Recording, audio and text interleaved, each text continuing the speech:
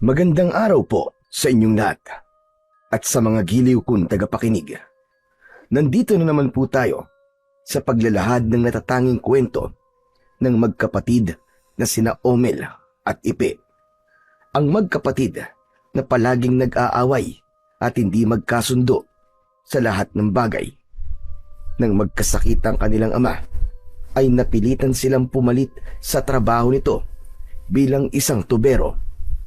Sa bahay ng matandang si Tatay Gas na pinagkakautangan nila ng malaking halaga, sa kanilang pagkaayos sa tubo ay may madidiskubre silang lihim sa pagkatao ng mag-asawa.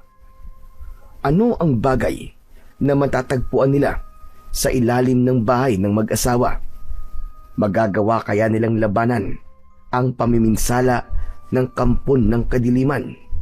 Sama-sama po nating pakinggan ang buhay at pakikipagsapalaran ng magkapatid na tubero na may mutya ng nagbabagang buhay na bato. Ngunit bago po ang lahat, huwag po nating kalimutan mag-subscribe at i-hit ang notification bell sa aking YouTube channel na The Voice Addict at Apong Isaak para sa mas marami pang makapigil-hiningang kwentong aswang at katatakutan mula sa mundo ng kababalaghan. Umpisahan na po natin ang kwento.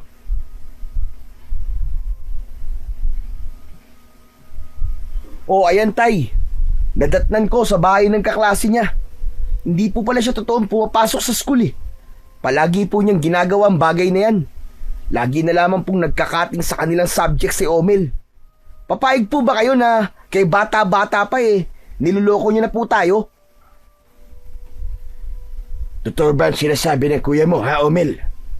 Talaga bang niloloko mo lamang kami? Abay, pambihira ka talagang bata ka, oo. Sumagot ka! Tinatanong kita! Aray! Tama na po, tay. Ang sakit na po ng tenga ko eh. Tama na po, bitiwan niyo na po ako, nasasaktan po ako. Talagang masasaktan ka sa akin kapag hindi ka nagsabi ng totoo. Anong ginagawa mo sa bahay ng kaskwela mo? At bakit hindi ka raw pumapasok sa eskwelahan? Ang buong akala namin ng kapatid mo, sa tuwing umaalis ka rito sa bahay, ay nag-aaral ka. Yung pala, nakatambay ka lang. Aray, tay, tama na po. Hindi na po mauulit. Bitiwan niyo na po ang tenga ko, tay. Ang sakit na po, aray. Nakikiusap po ako, tama na po. Baka po matanggal ang tenga ko. Kung palagi ka rin lamang ganyan, Omel, ang mabuti pa, sumama ka na lang sa kapatid mo. Magtrabaho ka na lang para magkaroon ka naman ng silbi at pakinabang sa pamilyang to. Pambihira ka talagang lintik ka, oo. Kung hindi ka pa nakita ng kuya mo hindi ko pa malalaman na matagal mo na pala kaming niloloko. Aasa-asa ako nag-aaral ka Yung pala, puro kalakwatsa. Ang ayoko pa naman sa lahat niloloko ko. Dahil pakiramdam ko, hindi ako naging mabuting ama sa inyo. Hamakin niyo po, tay. Tinatawag ko po siya kanina dahil alam ko po siya yun. Kahit nakataligod pa siya, aba, alam niyo po ba kung anong ginawa? Naghabulan po kami hanggang dun sa crossing. Pinagpiestahan talaga kami ng mga tao. At ako pa ang lumabas na masama. Kesyo, ako raw po ang panganay. Ako na lang daw po ang magpasensya. Abay, nakakahiya po talagang ginawa ng anak niyong yan, tay. Narinig mo, Omel? Hindi ka nahihiya dyan sa pinagagagawa mo Kahit kailan talaga sakit ka ng ulo. Hala, sige. Magpalit ka ng damit at sumama ka sa kapatid mo. Mag-ayos kayo ng tubig ni Tatay Gas. Nang malaman mo kung gaano kahirap ang walang pinag-aralan. Nang makita mo rin kung ano ang kahihinat na ng buhay mo kapag hindi ka umayos sa pag-aaral. Yan na lamang ang maipamamana ko sa inyo magkapatid Pambihira. Mamamatay yata ako ng maaga sa inyo Grabe na. Ako lang naman po masamang anak sa paningin niyo, tay. Hindi niyo inalam kung bakit po ako hindi pumasok sa school. Nagalit na po kayo kagad nang hindi man lang ninyo tinatanong kung bakit ko yung gagawa. Basta-basta na lamang po kayo namimingot ng tenga at nagpapaniwala sa magaling yung anak. Ba't sumasagot-sagot ka na? Bakit pa kita tatanungin? Sapat na ang ginawa mo para masabi kong wala kang kwentang pag-aralin. Sayang lang ang ginagastos kong pera sa'yo. hindi mo naman nagagamit sa tama. Sana, si Ipi na lang ang pinag-aral ko nang magkaroon man lang sana ako ng pag-asa na maiahon ako sa hirap. Pambihirang buhay ito. Nabaon na ako sa utang kay Tatay Gas. Wala pa akong nakikitang pagbabago sa inyo.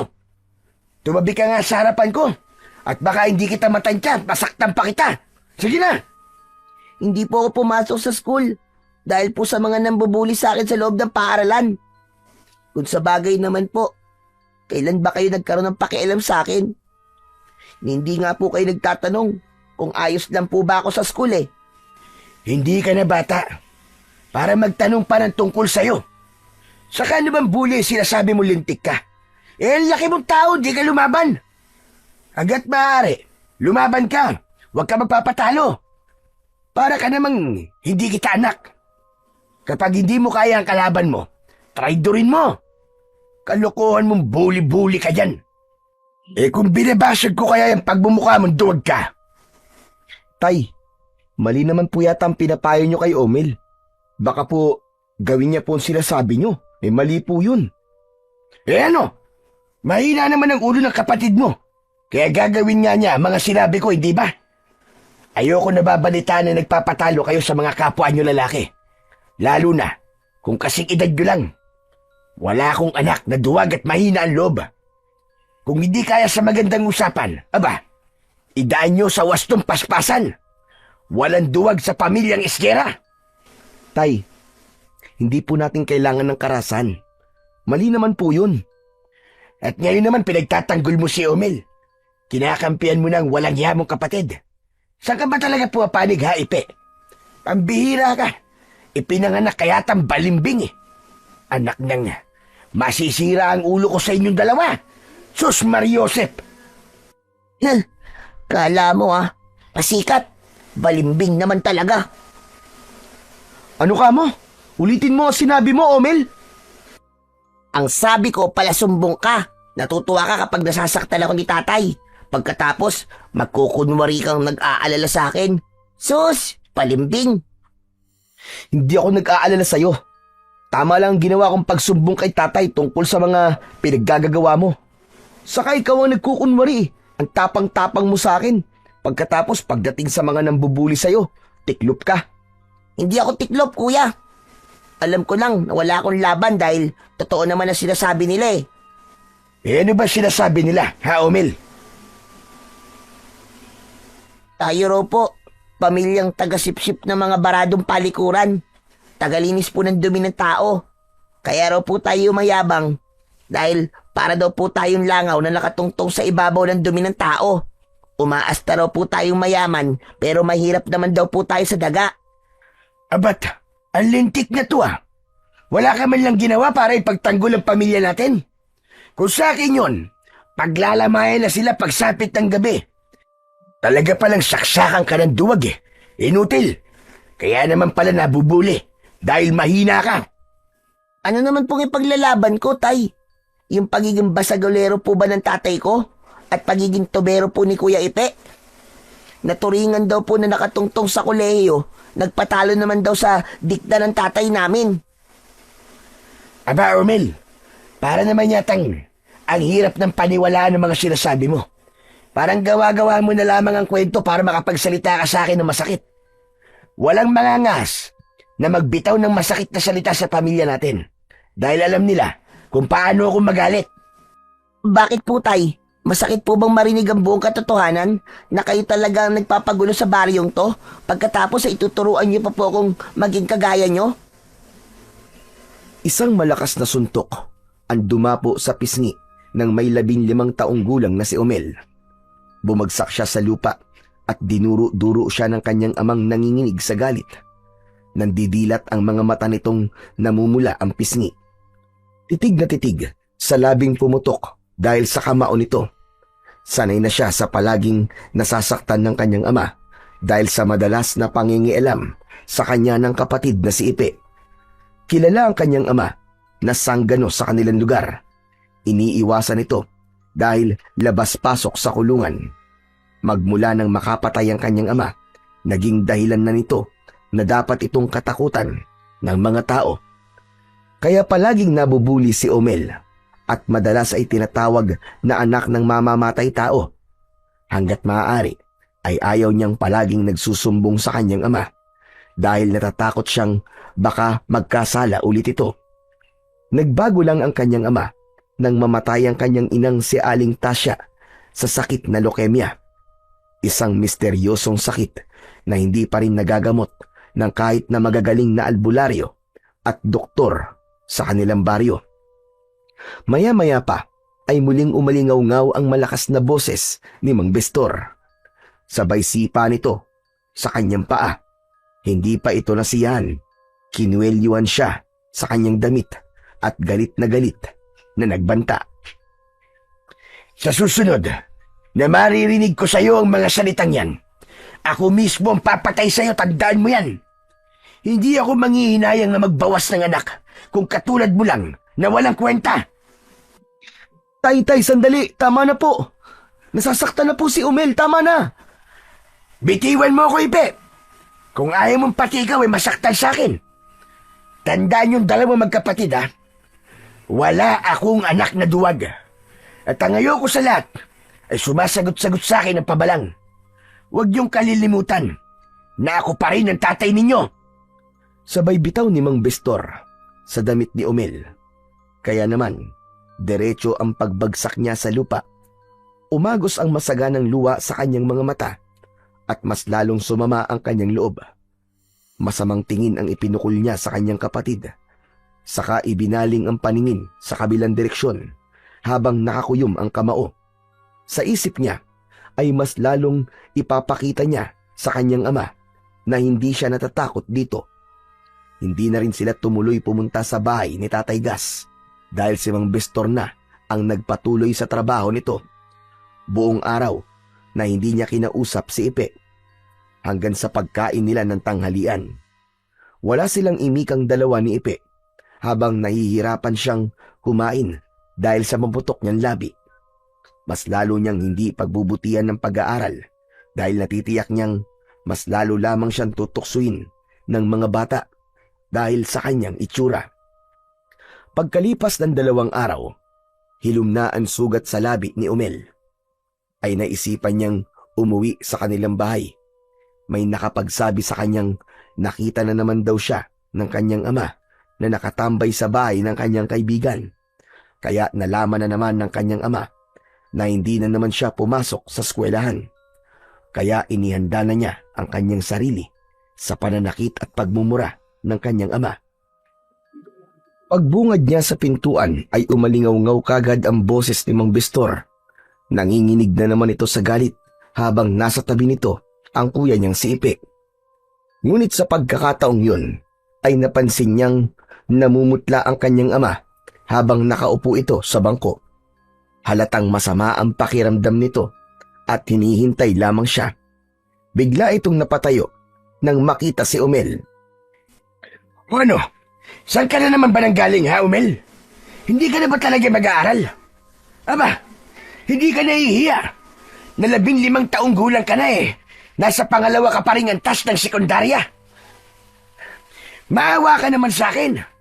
Lalo pa ngayon na hindi ako makapagtrabaho dahil masama palagi ang pakiramdam ko. Sino pa ang aasahan ko kung palagi ka nagkakaganyan? Ano naman po ang kinalaman ko sa sakit nyo, Tay? Hindi po ba't si Kuya Ipi lang naman ang magaling sa inyo? Ang sinasabi ko lang naman, magsikap kang mag-aral. Pahalagahan mo ang bawat sentimong ginagastos ko sa pag-aaral mo. Hindi na nga nagpatuloy sa pag-aaral si Ipe dahil ipinaubaya niya sa'yo ang taon na to. Aba, mahiya ka naman sa kuya mo. Hanggat maaari, ayoko ng pagbuhatan ka pa ng kamay. Napapagod na rin ako sa halos paulit-ulit mong pagpapasaway. Ano? Ikakatwira mo na naman bang may nambubuli sa'yo, ha, Umel? Wala po nang bully sa akin. Dahil hindi naman po ako pumasok eh. Saka Tay, bakit naman po ako mahihiya kay Kuya? Wala naman pong pumilit sa kanyang gawin yun eh. Kayo lang naman po nagdesisyon na wag po siyang mag-aral. Ano ka mo? Anong sabi mo? Wala po. Bakit po kasi nandito pa kayo eh? Akala ko po ba eh, may aayusin kayong sirang tubo sa bahay ni Tatay Gas. Pambihira ka talagang bata ka, oo. Parang ayaw mo yatang nakikita ko na sa bahay, ah. Kung hindi pa sumama ang pakiramdam ko, hindi ko pa malalaman ang mga pinaggagawa mo habang wala ako. Eh, ikaw naman, Ipe. Talaga bang hindi mo na kayang rendahan tong kapatid mo? Pinagtatakpan mo pa eh. Nalalaman ko rin naman kagad. Pinagkakaisahan niyo yata ako eh. Hindi ko alam kung bakit nagkakaganyan kayong dalawa. Pasensya na po, Tay. Ayoko na po kasing dagdagan pa po ang pag-aalala nyo eh. Saka, kung magsusumbong po ako, baka bugbugin nyo na naman po itong si Omel eh. Ang ibig ba't sabihin, kuya? Ako lang ang nagpapasaway kay tatay at ako lang ang nagdudulot sa kanya ng pag-aalala. Pareho lamang tayo ah. Palagi kang nasasangkot sa gulo.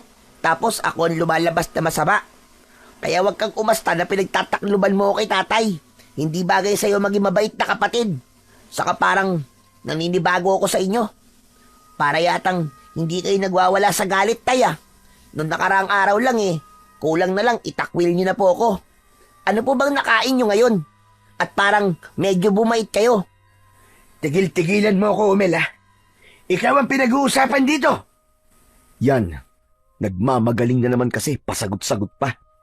Tama na yan, pwede ba? Sa harapan ko pa talaga kayo mag-aaway, mga tinamaan talaga kayo ng lintik. Magtitino lamang siguro kayo kapag namatay na ako. Ay, nako. Masama ang pakiramdam ko at nanginginig ang buong katawan ko. Total, nandiyan naman kayong dalawa. Ang mabuti pa, kayo na lamang muna ang pumasok sa trabaho ko. Pakiramdam ko para akong lalagnatin. Hindi ko kayang magtrabaho. Teka, sandali lang naman po tay. Bakit kami po? Ano naman po malay namin sa pag-aayos ng sirang tubo? Huwag mo akong pinaglololoko, Umela. Umabanti na naman yata ang katamaran mo. Alam ko marunong ka mag-ayos ng tubig. Dahil tinuruan ko na kayong dalawan ni Ipe. Hindi ka gumaya sa kuya mo eh. Ayos lamang sa kanyang mag-ayos ng tubo. Ay, nako. Ang bihira talagang buhay ito. Natural po, naayos lang po sa kanya. Sip-sip po kasi yan eh. Trabaho naman po niya talaga yun eh. Ayoko pong pumalit sa inyo, nakakahiya po. Makikita po ako ng mga kaklase ko. Mas lalo lamang po nila akong tutuksuin. Ikinakahiya mo ang trabahong nagpapakain sa inyong dalawa magkapatid. Ang trabahong nagpapaaral sa'yo, ha, Umel? Aba, pambihira ka talaga. Hindi ko na alam ang gagawin sa bata ka.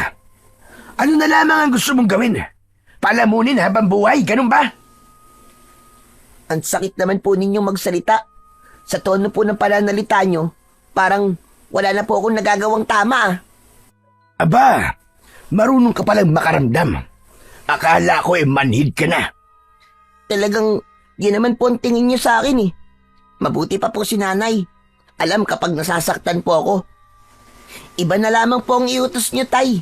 Basta wag lang po ang pagiging tubero. Mag-uukay kami ng lupa. Magtatanggal ng bara sa palikuran. Aalisin ng mga barado sa lababo ng bahay ng iba. Nakakadiri po yun. Basta ayoko po. Hindi ko na po hahayaang gamitin ang trabaho nyo para tuksuin na naman po ako ng mga classmate ko. Si kuya na lang po, tay. Siya na lang po ang utusan nyo. Wag na lang po ako. Ay, nako. Magpasalamat ka talaga, Umel. At masama lang talaga ang pakiramdam ko. Kung hindi, babasagin ko na talaga na suntok yung pagbumuka mo. Talagang inuubos mo ang pasensya kung bata ka. Abatay, lalong hindi naman po ako makakapayag na ako lang po ang pupuntang mag-isa sa bahay ni Tatay Gas. Hindi po pwedeng hindi ako tutulungan nitong si Omel. Kalokohan yun, tay. Kung ganun at hindi naman po pala sasama sa akin si Omel, aba hindi na lang din po ako magtatrabaho doon. Nakakakilabot po ang bahay ng matandang yun eh. Saka kahit sabihin pang maraming tao ang nagpapagamot kay Tatay Gas, aba kakaiba pa rin po talaga ang lugar na yun. Kinikilabutan po ako doon eh. Diyos ko po! Ano bang kakaiba sa lugar na yun? Saan niyo ba naman ang mga kaduwagan ninyo? Dahil sa pagpapasaway ng mga anak ni Mang Bestor, wala itong magawa kundi ang madakot ang sariling dibdib at unti-unting napaupo sa upuang gawa sa kawayan. Habol ang sariling hininga na hindi makapagsalita. Kaya ang magkapatid ay nag-aagawan sa pag-alalay sa kanilang ama na dismayado sa naririnig na katwiran ng mga anak. Habang ang may 20 taong gulang na si Ipe ay tila nagsisisi habang nakatingin sa nakangiwing muka ng kanilang ama. Tay! Tay, ano po nangyayari sa inyo? Tay! Nararamdaman kong humihina ng katawan ko. Nahihilo ko at palaging sumisikip ang aking dibdib. Kaya nga, iniiwasan kong magalit. Tay, pasensya na po kayo. Ikukuha ko po muna kayo ng tubig. Sandali lang po. Dali-dalin tumayo si Ipe para ikuha ng maiinom na tubig ang kanyang ama. Si Omel naman ay nakaalalay sa kanyang amang hinahabol pa rin ang sariling hininga. Bigla siyang nakaramdam ng awa para kay Mang Bistor. Ngayon lamang niya nakitang nagpahinga ang kanyang ama at ngayon lang din niyang nakitang naging mahinaw nito. Maya-maya pa ay bumalik ang kanyang kapatid, dala ang tubig na maiinom ni Mang Bistor. Nang mamatay ang nanay niyo, ipinangako ko sa kanya na papag-aralin ko kayo. Gagawa ko ng paraan kahit ipangutang ko sa iba makapagtapos lamang kayo ng pag-aaral at hindi nyo danasin ang hirap ng buhay natin ngayon. Bakit ba ang hirap-hirap para sa inyo? Nasundin ang sinasabi ko. Tay, uminom po muna kayo ng tubig. Huwag na po muna kayo magsalita. Inabot nito ang tubig kay Mang Bistor at mabilis namang ininom yun ng matanda. Habang titig na titig si Omel sa kanyang ama. Totoo lang naman ang sinabi niya. Hindi niya kaya ang trabaho ng kanyang ama. Nakakaramdam siya ng panliliit sa kanyang sarili kapag naghuhukay siya ng lupa para sa mga baradong tubo. Muling nanikip ang dibdib ni Mang Bistor at nabitiwan ito ang baso. Magkatulong silang dalawa ni Ipe sa paghilot sa nanlalamig niyang ama. Kaya naman ay naisip niyang tanggalin ang suot nitong damit. Tumambad sa kanilang paningin ang humpak nitong tiyan at labas ang buto sa dibdib. Mas lalong nakaramdam ng awa si Omel nang mapansin niya ang mga pasa sa braso ng kanyang ama, pati na ang nangingitim na butas sa kamay nito na parabang tinusok yon ng karayom. Nagkatinginan silang dalawa ng kanyang kapatid na si Ipe. Kaya hindi ito nakatiis at nagtanong na rin kay Mang Bistor. Tay, napano po ang mga pasa niyo po sa katawan? Saka ang mga butas po ng karayom sa gitna po ng siko niyo. Bakit may ganyan po kayo? May sakit po ba kayo na hindi sinasabi sa amin ni Omel? Wala yan. Masama lang talaga ang pakiramdam ko. Nagpasuri ako ng dugo kay Tatay Gas. Nangangamba kong magkaroon ng sakit na leukemia, katulad ng sakit ng inyong inang si Tasya. Lalo pa, marami na akong nababalitaang namatay nang dahil sa ganitong karamdaman. Kaya habang maaga pa, nagpapasuri na ako sa matanda. Alam naman ninyo na pila ang mga nagpapagamot kay Tatay Gas. Sigurado po ba kayong wala kayong sakit, Tay? Saka ano po ba sinasabi niyong wala lang po yan? Nangingitim na po ang mga sugat niyo, pati na po ang mga pasa. Parang malala na po ang sakit niyo, Tay. Ay nako, kung talagang nag-aalala kayo sa akin, palitan niyo muna ako sa trabaho.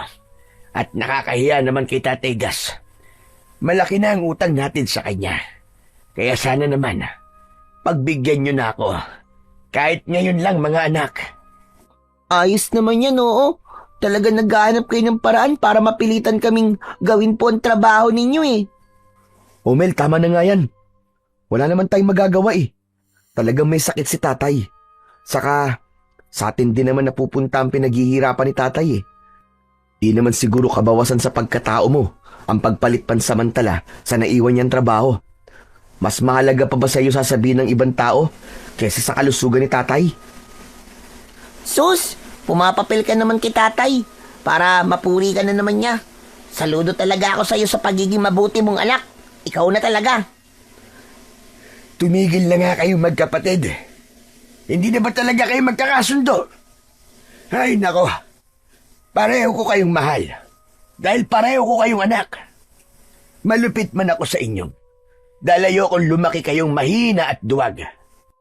Sa dami ng nargabyado kong tao, nag-aalala ko na baka isa sa inyo ay gantian ng pamilyang napatay ko. Kahit na pinagdusahan ko pa sa kulungan yun, iba pa rin ang galit ng isang taong nawala ng mahal sa buhay. Kaya maging matapang kayo, pero hindi sa bawat isa. Magkapatid kayo, kaya dapat nagmamahalan kayo. Tay, tigil niyo na po yan. Sarili na lamang po niyong isipin niyo, tay. Pero nararamdaman ko po na mas mahalaga po sa inyo si Kuya Ipe. Omel, pwede ba? Makinig ka naman kay tatay oh. Kung ayaw mo sumama sa akin para pumalit kay tatay, sige. Hindi naman kita pipilitin eh.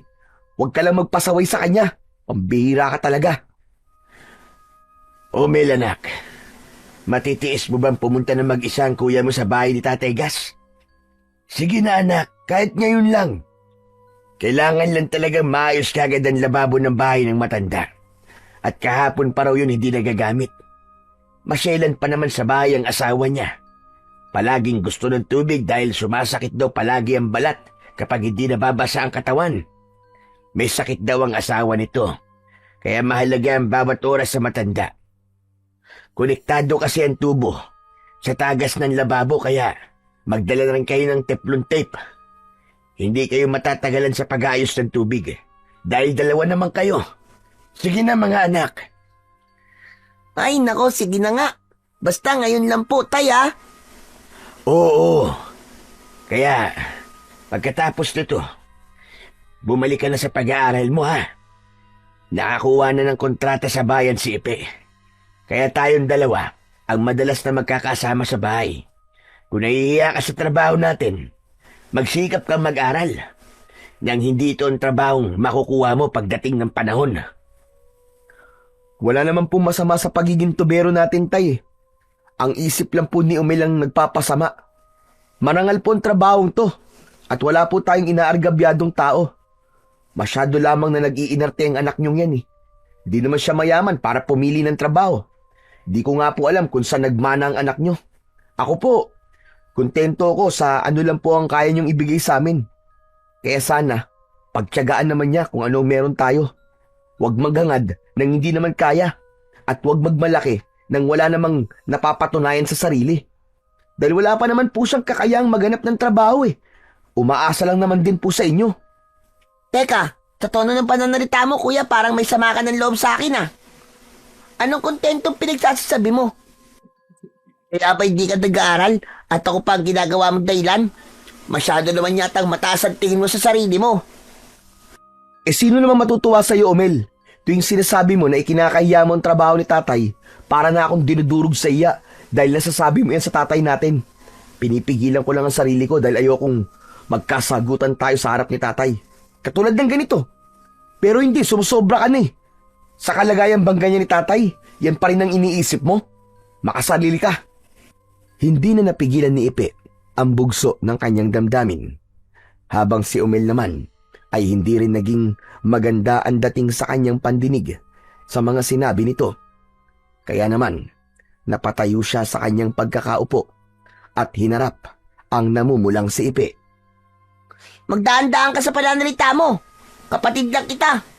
Sasama na nga ako eh. Ang dayang pa sinasabi. Ano pa tilatayo-tayo mo dyan, kuya? Tara na. Tignan mo nga, ang galing mo. Palagi mo na lang ako pinapalabas na masama. Sige na, kumilos ka na. Baka mamaya yan eh. Magbago pa ang isip ko. Tama na yan, tama na yan. Pambihira naman kayo. Nasa harapan ko kayo ah. Hindi ganyan ang pinapangarap kong pasunuran yung dalawang magkapatid. Lalong-lalo ka na, Umel. Matuto kang gumalang sa mas nakakatanda sa'yo. Kahit po ba mali na, tay? Mali na ang mga katwiran nyo?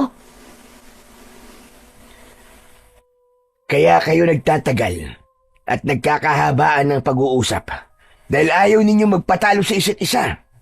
Kung ayaw nyo, sige na. Ako na lang. Ako na lang ang papasok sa trabaho.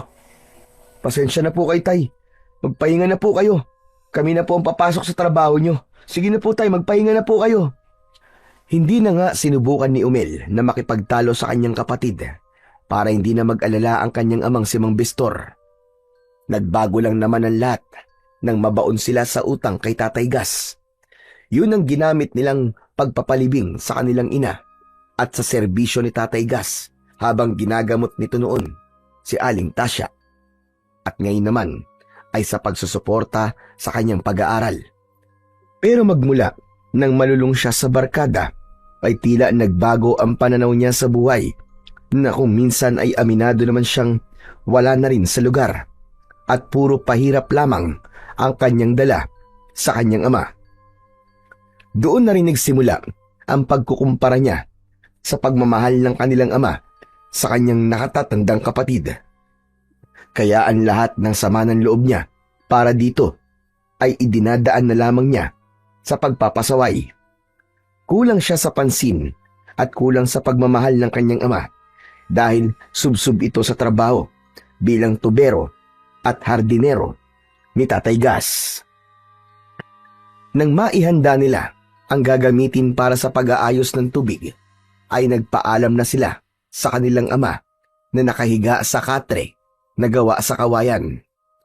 Habang nakatingin si Omel rito, kaya hindi niya maiwasan ang hindi mag-alala. Nagtataka siya sa itsura ng balat ni Mang Bistor. Pareho yun sa balat ng kanilang ina bago ito namatay. Bigla siyang nakaramdam ng kakaibang takot. Hindi niya kakayanin na mawalan pa ng isa pang magulang. Paglabas nila ng bahay ay nakasalubong naman nila ang matandang lalaki. Tuloy-tuloy ito sa pagpasok sa loob ng kanilang tahanan. Pero dahil nagmamadali sila, hindi nila pinansin ang bisita ni Mang Bistor. Sa isang liblib na baryo ng San Ildefonso ay nauso ang sakit na leukemia. Sa katunayan, marami na ang nangamatay sa sakit na inspeksyon sa dugo. Ang kanilang baryo ay meron isang doktor na siyang nagbabantay sa ganitong uri ng sakit. Tanging si Tatay Gas lamang ang nakakagamot sa mga tinatamaan ng sakit na ito. Ngunit dahil sa kakulangan ng gamit at gamot, marami pa rin ang nasasawi dahil sa sakit. Kung gumaling man sa karamdaman, ay nakakapagtakang 2 araw lang ang lumilipas, ay mababalitaan na lamang na namatay na rin ang pasyente. Kung hindi nagpapatiwakal, ay natatagpuan na wakwak ang tiyan sa loob mismo ng mga bahay ng mga ito. Nawawala ang laman loob at misteryosong natutuyo ang katawan. Parang nasunog na halos kasing tigas ng kahoy. Maraming nagsasabi na baka raw biktima ng aswang na aninipsip. Ang aninipsip ay isang nilalang na sumisipsip ng dugo ng taong may sakit o di kaya naman ng taong kamamatay pa lang. Ngunit wala pa namang makapagpapatunay na totoong may aswang sa kanilang lugar. Kaya hanggang ngayon ay hindi pa rin nila nalalaman kung saan at paano nagsimula ang ganong karamdaman. Mabait si Tatay Gas. Sa katunayan, ayaw nitong nagpapatawag na doktor dahil pantay raw ang tingin nito sa mga tao. Sa katunayan, ay hindi nagpapabayad ang matanda sa serbisyo nito. Ngunit marami pa rin ang nahihiyang magpagamot na wala man lang na ibabayad sa matanda. Lalo na at higit na mas kailangan nito ang pera dahil sa asawa nitong si Lola Karing. Isa sa mga natulungan ni Tatay Gas ay ang kanilang ina. Subalit dahil sa paninindigan ng kanilang amang si Mang Bistor, sinikap nitong magbayad ng utang sa pamamagitan ng serbisyo. Babayaran nila ng paunti-unti ang utang kapag magtatrabaho ito sa bahay ng matanda. Kilala ko ang matandang nakasalubong natin kanina, Omel. Palagi ko siyang nakikitang pumupunta sa bahay. Kanina ko lamang siya nakitang pumunta sa bahay, kuya. Tama kayang iniwan natin si tatay na mag-isa? May tiwala naman ako sa matanda na wala siyang gagawin kay tatay. Pero kay tatay, kuya, wala akong tiwala sa kanya. Isa pa, ano bang meron at palaging pumupunta ang matandang yun sa bahay? Hindi ko nga rin alam Masama ang kutob ko. Lalo pa at siya ang kapatid ng matandang nababalitaang nawawala sa baryo natin. Tapos, nalaman kong inako ni tatay ang pagkawala ng kapatid ng matanda. Pagkatapos, biglang nawala yung matandang yun. Hindi ko lang maalala kung ano ang pangalan ng matanda. Pero naniniwala akong walang kasalanan si tatay doon. Nung makulong si tatay, palagi tayong binibisita ni Tatay Gas. Sinusuportahan niya rin ang pag-aaral ko, pati ka na. Nag-aalala ako, kuya. Para bang may mali. Sana naman wala. Bilisan mo na nga lang sa paglalakad. Bigla akong kinilabutan eh. Bakit kaya sa gitna ng kagubatan itinayo ang ospital ni Tatay Gas, no? Nagtataka lang talaga ako. Ang dami mo namang iniisip. Siyempre, may maayos sa dahilan yun. Saka, palagi namang maraming tao sa bahay ni Tatay Gas eh. Kaya lang naman ako natatakot dahil dumadaan tayo rito sa Kakauyan. Lalo na kapag hindi kaagad natin natatapos ang trabaho. Paniguradong gagabihin na naman tayo nito sa daan. Dapat pala, kuya. Bilisan natin ang paglalakad. Ayoko rin naman naabutan tayo ng dilim sa daan. Tila gumapang ang malamig na hangin sa katawan ni Omel habang sumisiksik at napakapit siya sa braso ng kanyang kapatid. Para bang hindi sila nag-away kanina kung makalapit siya dito. Akma na sana nilang ihahakbang ang kanilang mga paa nang makita nila ang pinagkakaguluhan ng langaw sa unahan ng kanilang daan. Kasunod ng pagkalat ng mabahong singaw na parang nabubulok na laman ng hayop. Dahan-dahan silang lumapit sa kinaroroonan ng bagay sa lupa. Ganon na lamang ang panlalaki ng kanilang mga mata nang makita ang nabubulok na katawan ng usa. Butas ang tiyan at maraming uod sa katawan. Bagamat tila natuyo ang dugo nito sa katawan, kapansin-pansin naman ang paghihirap ng hayop sa kamay nang pumaslang dito. Grabe naman, kuya. Para namang aswang ang dumali sa katawan ng usa na yan. Tignan mo, durug-durug na. Tsaka kitang-kita ang dilat ng mga mata ng usa. Pambihira. Hindi ako makakain ng maayos mamaya nito. Tumahimik ka na nga. Nakakatakot na nga eh. Babanggitin mo pa ang pagkain. Tara na, umalis na tayo. Bilisan na natin maglakad. Nilampasan nila ang nilalangaw na katawan ng usa, habang ang mabaho nitong amoy ay parang dumikit pa sa kanilang mga damit. Mas lalong hinigpitan ni Omel ang dala nilang gamit sa pag-aayos sa tubig. Halos tumakbo ang dalawa sa paglalakad, makalayo lamang sa lugar na yon. Maya-maya pa ay nakasalubong naman nila ang 5 lalaking may dalang mga panggatong na kahoy. Laman din ng usapan ng mga ito ang sunod-sunod na pagkamatay ng mga tao sa kanilang baryo. Dahil sa narinig ni Omel, hindi sinasadyang napalingon siya sa gawin ng lalaking nakasandong kulay puti. Kaya kitang-kita niya ang mga pasa sa balat ng lalaki. Nagtataka man ay pinagpatuloy na lamang nila ang paglalakad. Sa isip niya ay parami na ng parami ang mga lalaking nagkakasakit. Biglang bumundol ang kaba sa kanyang dibdib dahil katulad yun ng sakit ng kanilang ama. Ilang saglit pa ay tuluyan na siyang nahulog sa malalim na pag-iisip habang nakasunod siya sa kanyang kapatid. Pagkalipas ng ilang minutong paglalakad, ay narating nila ang bahay ni Tatay Gas. Nakatayo yun sa gitna ng kakauyan dahil ayon dito, malaki ang maitutulong ng sariwang hangin sa katawan ng nagiging pasyente nito. Pagdating nila roon, ay nakita nilang mahaba ang pila ng mga lalaki at babaeng nagpapagamot sa matanda.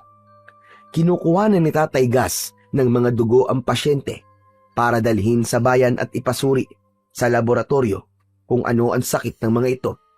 Kapansin-pansin na halos lahat ng naroroon ay katulad ni Mang Bestor na may pasarin sa kamay. Nakita sila ng matanda kaya't tumayo ito para lumapit sa kanila. Aba, sandali lang. Bakit kayo ang narito? Nasaan si Bestor? Naku, pasensya na po Tatay Gas. May sakit po kasi si tatay kaya kami po muna ang pinadala niya para mag-ayos po ng lababo niyo. Huwag po kayo mag-alala. Dalawa naman po kami ng kapatid ko na pareho po kaming marunong mag-ayos nun. Aba matatapatan ba ninyo ang husay sa pagtatrabaho ng inyong ama? Siyempre naman po, Tatay Gas. Abay, ganun ba? Pero hindi lababo nga ayusin nyo ha. kundi tubo na nakabaon sa likod ng bahay namin. Mukhang tumatagas na naman at walang nakakarating na supply ng tubig sa kwarto ng asawa ko. Alam niyo naman na hindi siya pwedeng walang tubig dahil sa kalagayan niya. Teka, nasan ba ang pala niyo? Kung wala meron akong isa ron na nakasandal sa may dingding. Gawan na ninyo ng paraan ng hindi na palaging umiiyak ang asawa ko. Lalo na't kailangan din ng mga pasyente ko ang tubig. Mahalaga ang tubig dito. Mag-uukay po ba kami, Tatay Gas? Matagal na hindi sumagot ang matanda sa tanong na yon ni Umel. Sa halip, tinitigan siya nito ng matagal na para bang sinusuri ang kanyang katawan. Mukhang hindi siya napansin kanina. Ikaw na ba si Umel? Aba, malaki ka na palahan eh. Parang kailan lang dalawa na pala ang binatang anak ni Bestor. Mukhang malusog ang katawan ninyong magkapatid Ingatan nyo, baka mahawa kayo ng mga sakit nila. Masyado nagpapabaya sa kanilang sarili. Kaya hayan, nagkaroon sila ng impeksyon sa dugo. Pero hindi po yan ang pinunta namin dito, Tatay Gas. Ang sabi po nyo kanina maghuhukay po kami ng lupa. Hindi naman po siguro malalim ang kailangan naming hukayin, ano po? Ay, hindi naman. Kaya-kaya nyo naman yun. Kailangan kasi maghukay para mahanap nyo kung saan tumatagas ang tubig. Sige na. Alam na ni Ipe kung nasan yun. Dahil dati na siya nag-ayos ng tubo namin sa likod ng bahay. Kailangan ko nang ipagpatuloy ang ginagawa ko. Sige. Ituloy nyo na ang gagawin ninyo. Sige po, Tatay Gas. Kami na po ang bahala. Nang tumalikod si Tatay Gas sa kanila, ay saka naman nagreklamo si Umel sa kanyang kapatid. Ayaw na ayaw pa naman niya ang pagdudukal ng lupa dahil ayaw niya ang amoy ng putik. Lalo na kapag dumidikit yun sa kanyang kamay. Tila naiintindihan naman ni Ipe kung ano ang ibig sabihin ni Umel. Kaya naman, ngumiti ito ng matamis. Tila ba tuluyan na nitong nakalimutan ang galit nila sa isa't isa. Oo na! Ikaw na lang sa pagdudukal. Ako naman sa pagdadakot ng lupa. Saka, huwag ka mag-alala. Walang ibang taong makakakita sa atin sa likod ng bahay nila. Kaya wala kang dapat na ipag-alala. Pasensya ka na kanina. Nasaktan ka nang dahil sa akin. Alam mo naman na para sa iyo lang din naman ang sinasabi namin ni tatay Pero kahit hindi mo sabihin, alam kong katulad ko nag-aalala ka rin sa kalagayan ni tatay. Oo naman, kuya. Saka nakita mo ba na marami sa mga pasyente ni Tatay Gas ay meron din siyang kagaya ng sakit ng mga tao rito? Natatakot ako, kuya. Paano kung may sakit din siyang katulad ng kay nanay? Diyos ko, wag naman sana. Tara na nga, nang malibang tayo at hindi na muna mag-alala para kay tatay. Alam ko may awa ang Diyos. Gagaling din siya sa kanyang sakit. Saka lang nakahinga ng maluwag si Umel at ipinagpatuloy ang paglalakad papunta sa likod ng bahay ni Tatay Gas. Ilang saglit lang ay tumambad sa kanilang paningin ang masukal at maputik na likod ng bahay ng matanda. Kahit nakatayo ang sementadong bahay sa gitna ng kakawyan, ay para rin yun isang ospital para sa mga mahihirap. Meron din na nakadikit na lumot sa dingding ng pader. Pero kapansin-pansin naman ang magagandang halaman sa paligid. May mga iba't ibang kulay ng bulaklak sa mga halaman na nakatanim na lalong nakadagdag sa pagkakalmado ng paligid. Matagal na inalagaan ng kanilang ama ang mga halamang yon. Kaya naman, tila nawala ang lahat ng alalahaning gumugulo sa isip ni Umel. Kaagad nilang pinagtuunan ng pansin ang basang lupa. Itinuro ni Ipe sa kanya ang mga dapat niyang gawin. Nakita ni Umel ang nakasandal na pala sa sementadong dingding ng likod ng bahay. Nilapitan niya yon at hinawakan ng puluhan na gawa sa kahoy. Saka lumapit kay Ipe, naabala naman sa paghahanda ng mga gagamitin sa pagsisimula ng kanilang trabaho. Sinimulan ni Umel na ibaon ang hawak niyang pala sa malambot na lupa at walang imikan na ipinagpatuloy nila ang pagdudukal. Maya-maya pa ay nagpahinga si Umel habang pinapanood ang ginagawa ng kapatid. Inaalis naman ito ang lupa sa hukay. Hindi nagtagal ay tumambad sa kanilang paningin ang luma at makalawang na tubong may tagas ng tubig. Mas lalong lumakas ang pagtulo ng tubig sa butas nito nang tuluyan nilang matanggal ang lupa. Kaya naman, nagmamadaling nilinisan ni Ipe ang tubo, saka binalutan ng teplong tape. Akma na sanang ibabalik ni Umel ang lupa sa dating pinaghukayan nang bigla silang nakarinig ng malalakas na sigaw ng babaeng umiiyak. Nagmumula yun sa maliit na bintanang nakaharap sa kanila. Ungol yun ng isang matandang babae na tila ba nasasaktan. Bagamat hindi nila naiintindihan ang salitang naririnig mula sa garalgal na boses ng matanda, naramdaman ni Umel ang paggapang ng kilabot sa kanyang katawan. Bigla siyang kinabahan at nakaramdam ng takot. Kasunod ng muling pagsigaw na parabang humihingi ng tulong kay Tatay Gas. Sumisigaw ito dahil hindi na raw nito kaya ang sakit. Punong-puno ng pagmamakaawa, nabigyan na ito ng tubig. Nagkatinginan silang dalawa at maingat ang hakbang na nilapitan nila ang nakabukas na bintana. Ngunit sa unang pagtapak nila sa malumot na bahagi ng semento ay magkasabay rin silang bumagsak sa ibaba ng balon. Sumalubong kagad sa kanila ang madilim na bahagi ng imbornal. Ganon din ang pagpasok ng mabahong singaw sa kanilang ilong, ng mabahong amoy na parabang nabubulok na katawan ng hayop. Pagtingala nila, nakita nila sa taas ang maraming tumatagas na tubo sa kisame ng imbornal, pati ang umaalingaw-ngaw na tunog ng pagpatak ng tubig sa sahig ng malaking imbornal ay nagdulot din sa kanila ng nakakakilabot na pakiramdam. Idagdag pa ang paghalinghing ng matandang babae. Kuya, anong klaseng lugar to? Saka ang baho naman.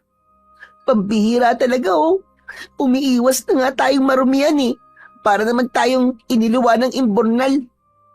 Kung alam ko lang na magkakaganito tayo, hindi na sana ako pumayag na sumama sa'yo. Anong ibig mo sabihin? Akala ko ba'y ayos na tayo? Aksidente ang nangyari, ano ka ba? Kaya huwag ka na magreklamo dyan. Pareho naman tayong nahulog sa imbornal eh. Hindi ka pa ba nakakakita ng itsura ng imbornal? Ay naku, pambihira ka talaga, oo. Parang may ibig sabihin sa sinasabi mo ah. Ikaw kasi, nadamay tuloy ako. Nahulog tayo sa imbornal. Alam kong imbornal to kuya. Ito ang kadalasang ginagamit ng mga gumagawa ng bahay para sa maayos na pagpapadaloy ng tubig sa kanilang tahanan. Kadalasan pa nga, kapag matagal na ang imbornal, pinamamahayan na to ng makakamandag na ahas katulad ng kobra. Kaya hindi biro na kapag nahulog tayo rito ay masisiguro dating walang mangyayaring masama sa atin. Oo na. Ang haba naman ng paliwanag mo eh. Bakit ba gusto mo makita ang pinanggagalingan ng iyak ng babae? Paano naman kasi kuya? Saan ba nang gagaling ang iyak na yun ng babae? Kawawa naman eh. Halata namang nakakulong ang asawa ni Tatay Gas sa silid na may maliit na bintana.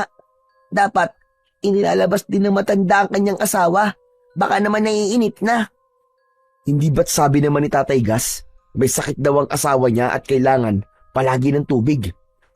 Huwag na nga lang yun ang pag-usapan natin. Baka mapagalitan lamang tayo ni Tatay Gas kapag narinig niyang nakikialam tayo sa kanila. Ewan ko kuya, ni minsan, hindi pa naman nating nakita ang asawa ni Tatay Gas eh. Saka bakit ganito? Hindi naman natin sinasadyang pumasok dito, di ba? Kung hindi luma ang sementong natungtungan natin, hindi naman natin makikita to eh. Para kasing bagong hukay lang ang kinalalagyan ng imbornal. Saka tignan mo kuya oh, ano kaya yung kumikislap na batong ito na nakabalot sa bulok na tela? Kanina ko pang napapansin na parang nag-aapoy yung bato eh. Oo nga no. Sandali nga, huwag mo munang hawakan. Baka pag hinila mo bumagsak ang mga lupa, mas lalo tayong mahihirapan pa nagkataon. Baka madaganan pa tayo dito at dito tayo malibing ng buhay. Saglit lang kuya. Gusto ko lang makita ko anong bagay na to. Hindi naman siguro matitibag ang lupa eh. Maliit lang naman to eh. Ay naku, ang kulit talaga. Tama na sabi yan eh. Ituloy na natin ang ginagawa natin. Sige ka, kapag natagalan tayo, aabutin tayo ng pagdilim sa daan. Iiwan talaga kita rito. Oo na, oo na. Nanakot ka na naman. Tara na, magtrabaho na tayo. Parang titignan lang eh. Saglit lang naman eh. Ano ka ba naman? Huwag mo nang pakialaman ng batong yan. Baka mamaya mapahamak tayo sa ginagawa mo eh. Ang dami naman ng taga sa tubo, kuya. Luma na kasi at hindi madalas nabibisita. Pabor din sa atin ang pagkakahulog natin dito, Omel. Dahil nadiskubre natin ang maraming tagas ng tubig sa tubo. Ngayon ko lang napansin na konektado pala ito sa silid ng asawa ni Tatay Gas. Bilisan mo na nga lang, kuya. Grabe ang baho. Parang hindi na ako makakatagal dito. Para ka namang hindi anak ng mahirap eh. Sanay tayo sa ganitong trabaho, no? Gumagawa ka lang siguro ng dahilan para umakyat ka na sa taas eh. Isipin mo na lang na ito ang ginagawa ni tatay sa araw-araw at pagkatapos ay aartihan mo lang na parang ewan. Lalaki ka, oy. Yan ang isaksak mo sa isip mo. Dapat sa atin palaging palaban sa lahat ng klase ng trabaho. Lalo na kapag nagkapamilya ka na. Hindi ka na pwedeng mag-inarte dahil magugutom panigurado ang pamilya mo. Sus, kasintahan niya eh, wala pa ako. Asawa pa kaya? Eh hindi ka naman kasi nanliligaw eh. Kung gusto mo, ligawan mo yung anak ni Aling Tess. Maganda yun. Kuya naman eh. Sa pangit mo, hindi ako nakakapasa. Sa maganda pa kaya? Sira, puro ka talaga kalokohan eh. Hindi na nga pinansin ng magkapatida ang bagay na nakalawit sa kisame ng imbornal habang naglalagay sila ng teflon, paghihikit ng mga tornilyo at paglalagay ng saddle clamp sa tubo ay muling napatingin si Omel sa lumang tela. Kanina pa niya nahahalata ang kanyang sarili na sa tuwing hahawakan niya ang tubo ay hindi niya maiwasang hindi mapatingin sa bagay na kumikislap sa itaas. Para bang may kung anong malakas na enerhiyang humihila sa kanya para hilahin ang bagay na yun.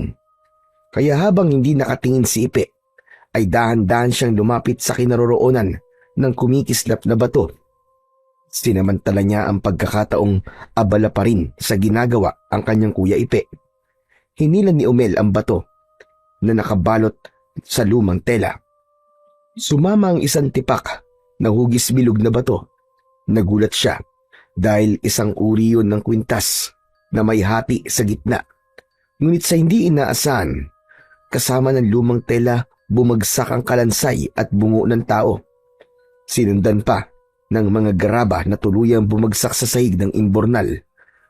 Kumalat ang mga bagay na yon sa sahig, kaya hindi na naitago pa ni Ipe ang pagkairita sa kapatid niyang si Omel. Umel, anong ginawa mo? Grabe ka, ang tigas talaga ng ulo mo. Nakita mo na. Gumuho na ang lupa. Hindi na natapos ni Ipe ang mga sasabihin nito nang mapansing hindi makapagsalita si Omel.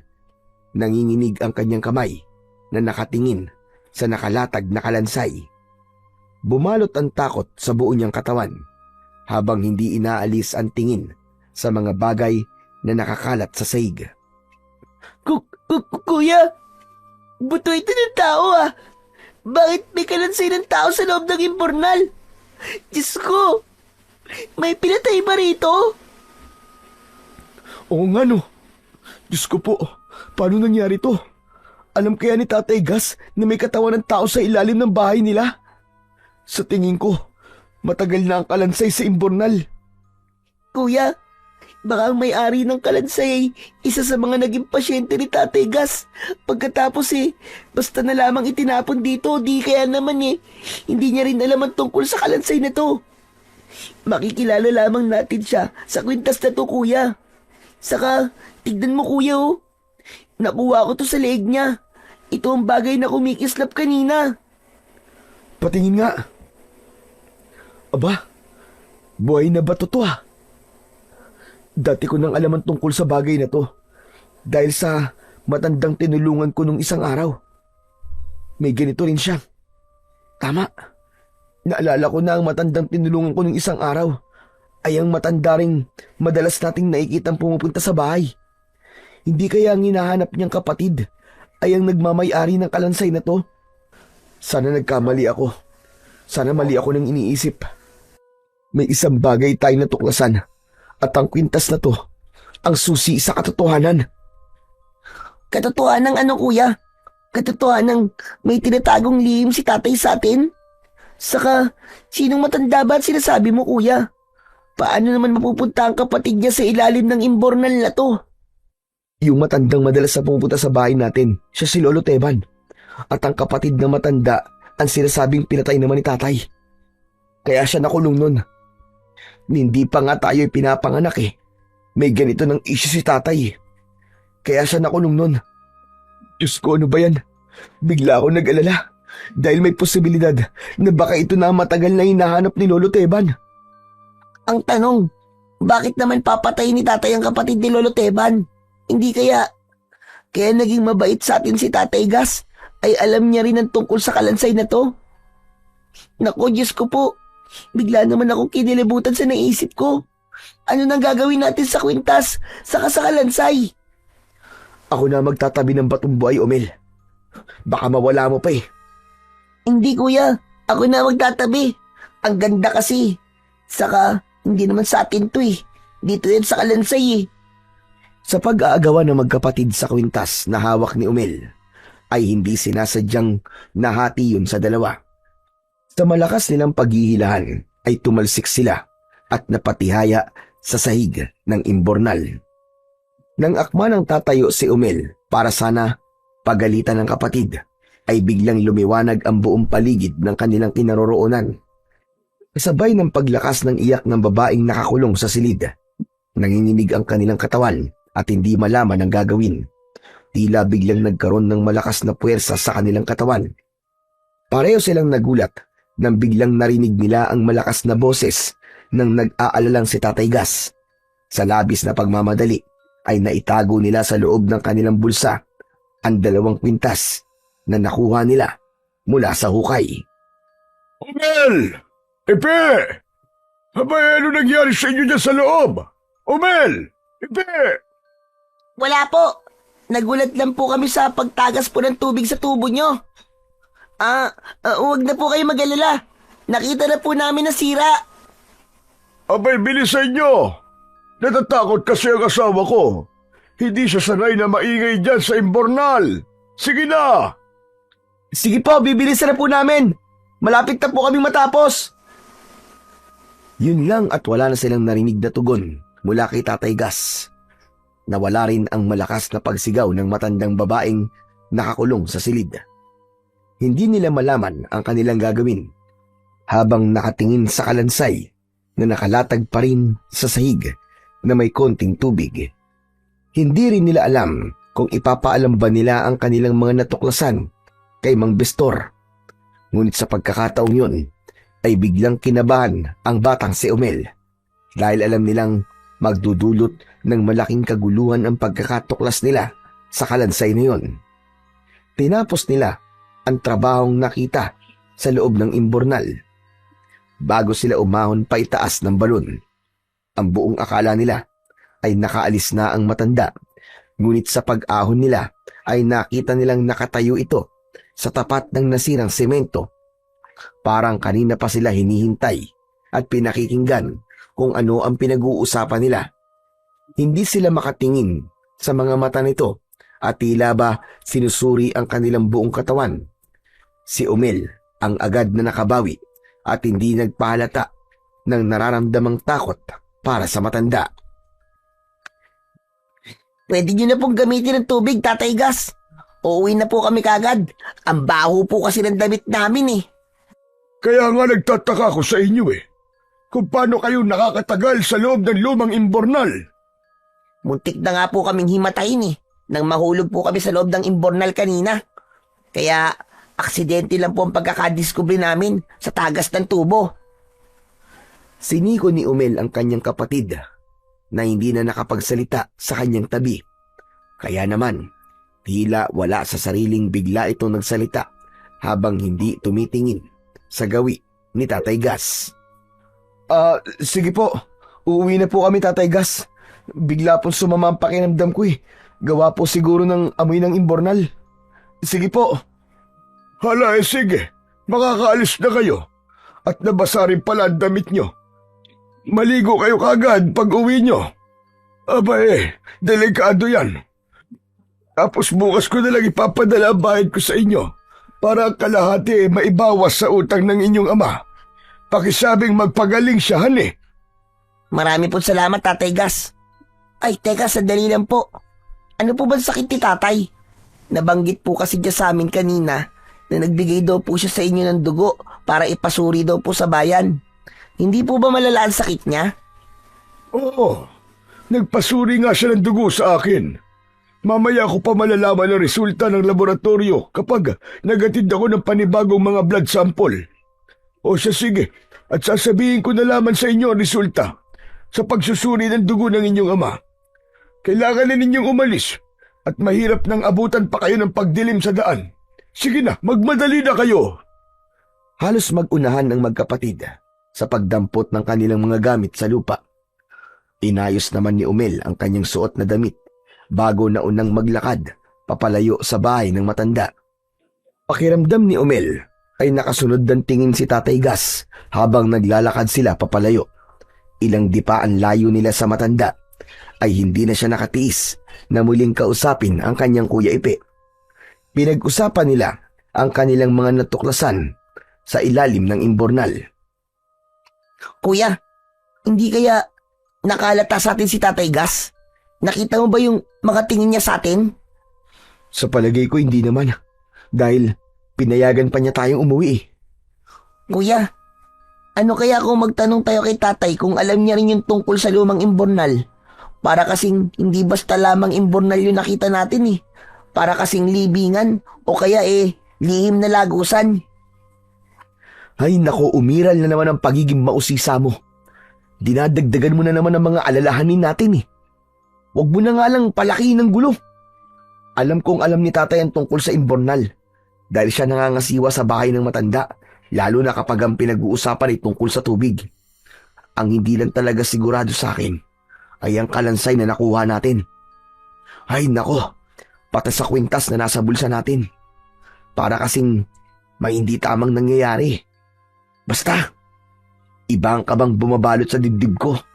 Kakaiba talaga. Magtatanong pa sana si Umel nang biglang dumilim ang kalangitan. Lumamig ang simoy ng hangin, kasunod ng kakaibang paghuni ng mga ibon na parabang natatakot sa paligid. Kaya naman, napasiksik si Umel sa braso ni Ipe na pareho niyang hindi na rin mapakali sa kinatatayuan at panay ang linga sa paligid. Nagmistulang gabi ang palibot ng kakahuyan sa biglang pagkalat ng dilim. Para bang kusang nagtago ang konting sikat ng araw sa ulap at nagbanta ang malakas na pag-ulan. Kuya, nakakatakot naman. Bakit parang biglang naging kakaiba ang paligid? Yun nga yun ang pinagtataka ko eh. Bakit biglang nagbago ang oras? Hindi nagbago ang oras, kuya. Kundi ang liwanag sa paligid. Saka nararamdaman mo bang uminit ang bato sa bulsa natin? Saka lang bumakas sa mukha ng kanyang kapatid ang pagtataka. Kaya naman, sabay nilang inilabas ang kwintas mula sa kanilang bulsa. Bigla nilang naramdaman ang malakas na puwersang pumipigil sa kanilang kamay. Tumaas ang kanilang braso na para bang pinipilit silang isuot ang bagay na yon. Hinawakan ni Umel ang kanyang kanang kamay habang pinipigilan itong ilapit sa kanyang muka. Subalit hindi nila magawang pigilan ang kanilang sarili. Kuya! Kuya, tulong! Hindi ko makontrol ang mga kamay ko. Parang isinusuot sa atin ang kwintas. Tama ka! Ano ba kasing uri ng kwintas to? Diyos ko! Tulungan niyo kami ng kapatid ko! Nagpambuno ang magkapatid sa malakas na puwersang bumabalot sa kanilang katawan hanggang sa tuluyan nilang naisuot ng kwintas. Lumiwanag ang mga mata ni Umel, ganun din ang mga mata ni Ipe. Mabilis ang kanilang pag-ikot sa ere na parabang mga ipo-ipo. Sumama ang tuyong daon dahil sa mabilis na pag-ikot nila sa ere. Kasunod nun ang paglinaw naman ng kanilang paningin, paggaan ng pakiramdam at ang pagtubo ng malatalim na liwanag sa kanilang kamao. Takot na takot si Umel sa kakaibang bagay na tumubo sa kanilang kamay. Hindi pa yun ang nakita nilang pagbabago sa kanilang katawan dahil ang kanilang mga paa ay nagkaroon ng talim na kayang kumapit sa mga puno at makapaglakad kahit sa matitigas na bato. Dala ng labis na pag-aalala ay nagmamadali silang tumakbo para sana humingi ng tulong sa kanilang ama. Ngunit pagtapat nila sa tubig, nakita nila ang refleksyon ng kanilang itsura. Nagbago ang kanilang anyo. Nakabalot sa buo nilang katawan ang malaapoy na liwanag na tila naglalagablab silang apoy. Ang suot nilang kwintas ay nagkulay kahil na parabang nagbabagang apoy. Kuya, ano to? Anong nangyayari sa atin? Halimaw! Isa na tayong halimaw! Ah! Tulong!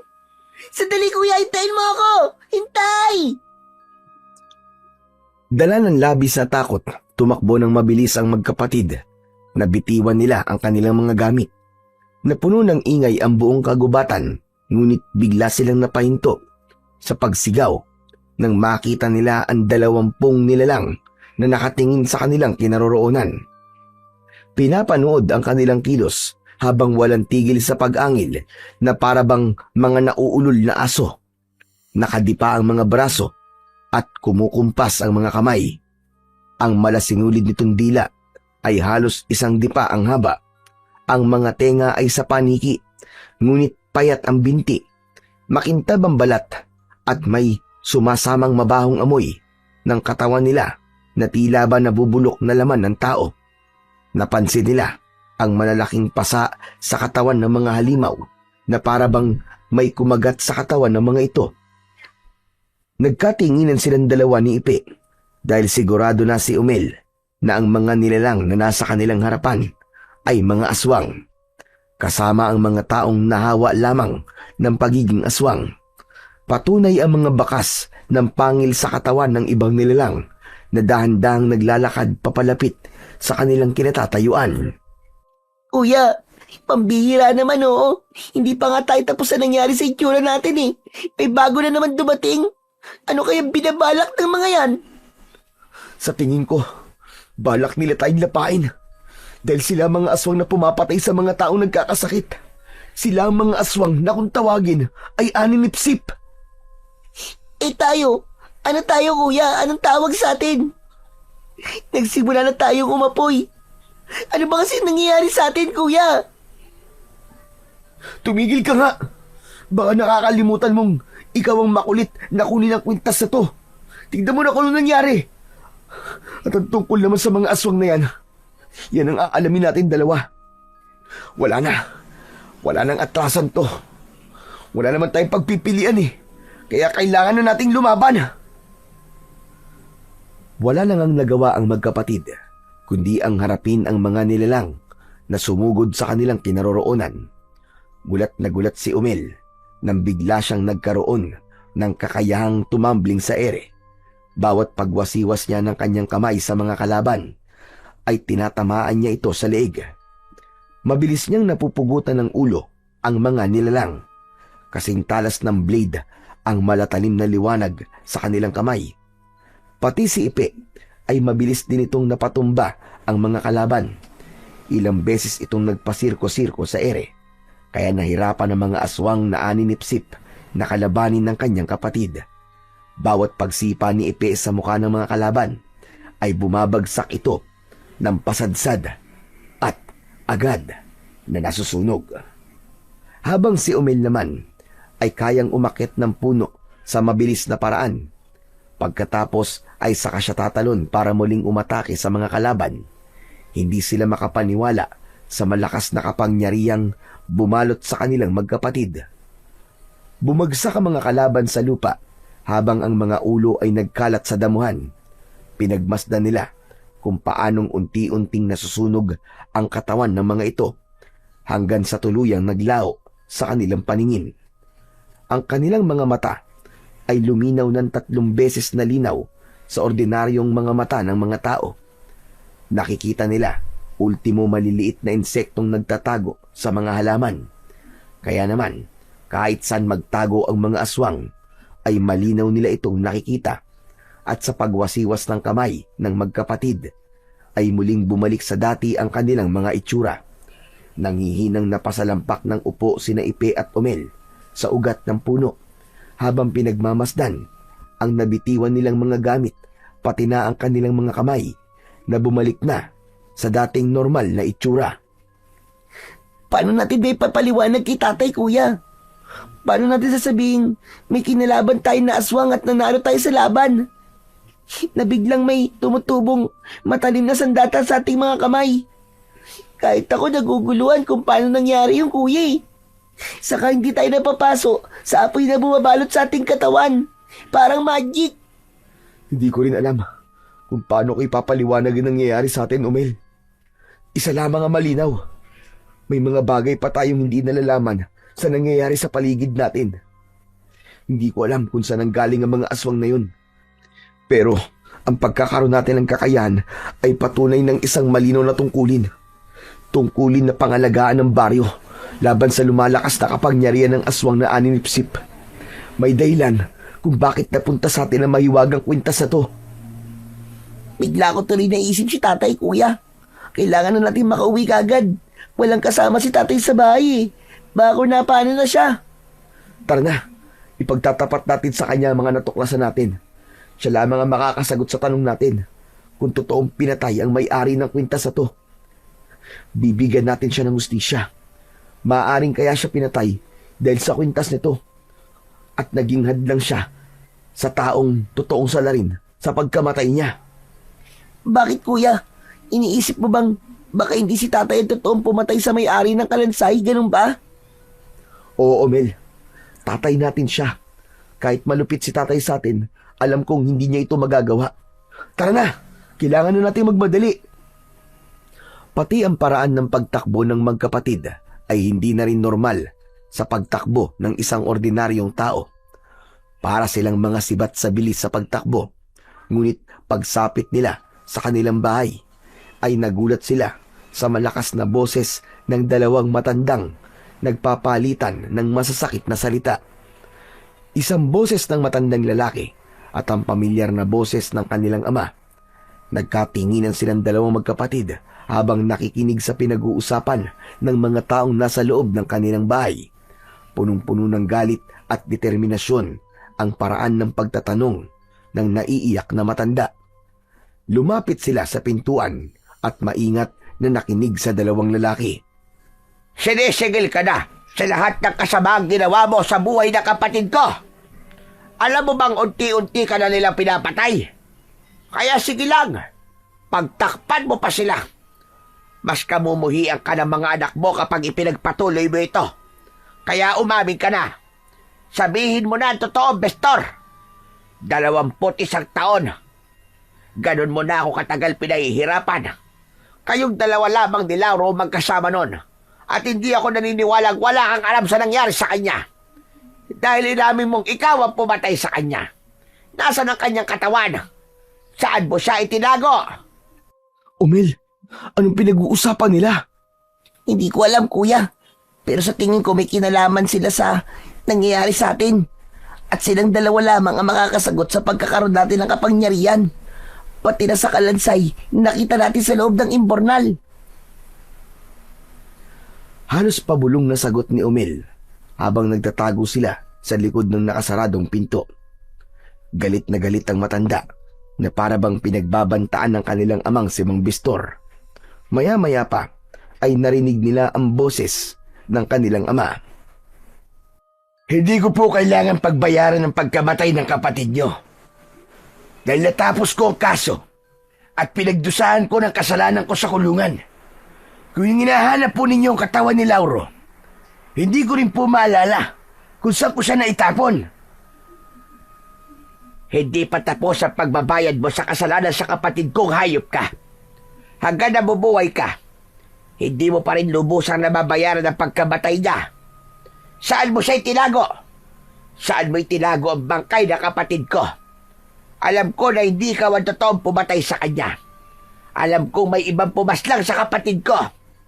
Inamin mo ang pagpatay kay Lauro. Dahil sa pera, tama ba? Sumagot ka. Sagutin mo ang tanong ko, Bestor. Wala akong alam sa mga binibintang nyo, Tatay Teban. Pinagbayaran ko na po ang lahat ng kasalanan ko. Tapos na yun. Kalimutan nyo na ang kapatid nyo. Matagal nang nangyari yun. Hindi ko makakalimutan ang kapatid ko, hayop ka. Kaya kong pumatay para sa kanya. Hanggat hindi pa namamatay ang pumatay sa kapatid ko. Wala pa ring bayarang nagaganap. Kapag buhay ang inutang, buhay rin ang kapalit. At sa pagkakataong ito, pagsisisihan mo ang ginawa mo sa akin na hayop ka. Tandaan mo yan! Buong akala ni Umel ay malalagay na sa panganib ang buhay ng kanilang ama. Kaya malakas nilang ibinalya ang pinto. Halos masira ang pinto at parehong nagulat ang dalawang matanda sa pagpasok nila sa loob ng bahay. Layuan niyo si Tatay Lolo Teban! Sino po kayo? Para magparusa sa tatay namin. Pinagdusahan na po niya ang pagkawala ng kapatid niyo sa loob ng mahabang panahon. Bakit niyo po siya ginugulo? Hindi nakasagot si Lolo Teban dahil natulala ito habang nakatingin sa suot nilang kwintas. Umagos ang masaganang luwa sa mga mata ng matanda. Nang hindi makatiis ay lumapit ito sa kanila at mahigpit na hinawakan ang palawit. Layuan mo mga anak ko! Wala silang kasalanan! Huwag mong kalilimutan kung sino sila sa buhay mo, Tatay Teban! Ang mutya ng nagbabagang buhay na bato ay pag-aari ng kapatid ko si Lauro. Paanong napunta ito sa inyo? Ngayon nyo sabihin sa akin na hindi kayo pumatay sa kapatid ko. Magbabayad kayo. Ikaw nga, Bestor, ang totoong pumatay sa kapatid ko. Dahan-dahang hinugot ng matanda ang kutsilyo nito sa bewang saka iniumang sa kanilang leeg. Akma na sana silang sasaksakin nang biglang malakas na sumigaw si Mang Bestor. Takot na takot itong naluluwa habang lumapit kay Lolo Teban. Hawak pa rin ng matanda ang kwintas sa kanilang leeg, kaya anumang oras na gustuhin ito ay magagawa ng matanda na sugatan sila ng sabay. Tama ka! Hindi nga ako bumatay. Huwag mong sasaktan ang mga anak ko. Nakikiusap ako. Inako ko lang ang pagpatay sa kapatid mo. Dahil sa malaking halagang ibinayad sa akin. Kapalit ng kaligtasan ng asawa ko. Nagkaroon ng malubhang sakit si Tasha. Na anak mo, Tatay Teban. Patawarin mo ko't naduwag ako. Kaya kapag nakakarinig ako ng salitang duwag, nagagalit ako sa sarili ko. Dahil natakot ako. Nakita ko kung paano siyang pinatay ng mag-asawang Tatay Gas at Nanay Karing. Sila ang aswang. Sila ang totoong pumatay sa kapatid nyo. Kaya bitiwan nyo mga apo nyo. Wala silang kasalanan. Kung hindi naman nagkasakit ang asawa ko ng leukemia, hindi ko yun gagawin. Patawarin niyo po ako. Gipit lang po ako ng mga panahong yun. Kung ganon, lolo po namin kayo. Talagang magagawa po ba ninyo kaming saktan para sa ustisya para sa kapatid po ninyo, Lolo? Hindi ko yun magagawa. Hindi ko kayo kaya saktan, mga apo ko. Ginawa ko lamang ito para mapaamin ang inyong ama. Bitiwan niyo na po sila. Pinagsisisihan ko na po mga nagawa ko. May sakit na rin ako ngayon. Sa tingin ko, may sakit na rin akong leukemia. Leukemia ang kalokohan mo. Hindi totoo ang leukemia. Dahil ang totoo, pinaiikot lamang kayo ng matandang yon. Siya ang totoong pumatay sa kapatid ko, hindi ba? Huwag mong gamitin ang anak ko para lamang pagtakpan ang kasalanan mo.